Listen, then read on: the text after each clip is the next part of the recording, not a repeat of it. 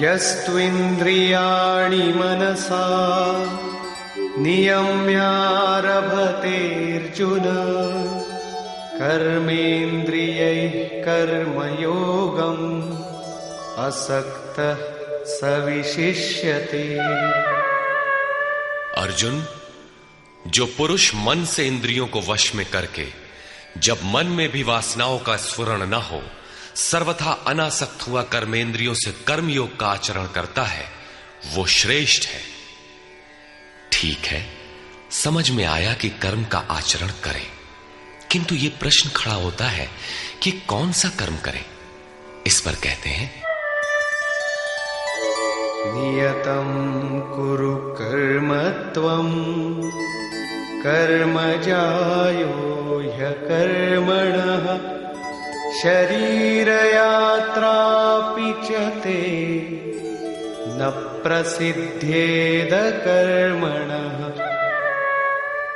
अर्जुन, तू निर्धारित किए हुए कर्म को कर, अर्थात कर्म तो बहुत से हैं, उनमें से कोई एक चुना हुआ है, उसी नियत कर्म को कर।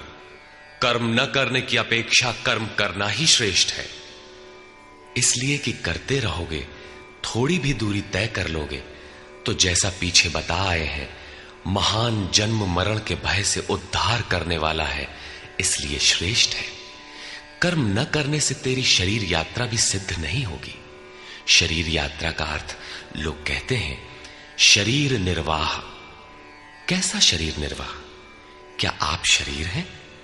ये पुरुष जन्म जन्मांतर से, युग युगांतरों से शरीर की यात्रा ही तो करता चला आ रहा है।